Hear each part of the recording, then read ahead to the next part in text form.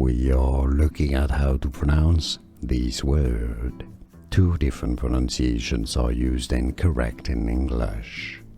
In British English in the UK, it's pronounced as antics, 2 syllables, stress on the first syllable, and tex. In American English, however, it's generally said rather as antics.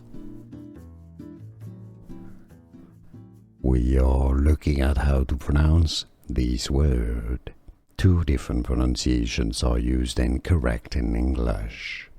In British English in the UK, it's pronounced as antics, 2 syllables, stress on the first syllable, and tex. In American English, however, it's generally said rather as antics.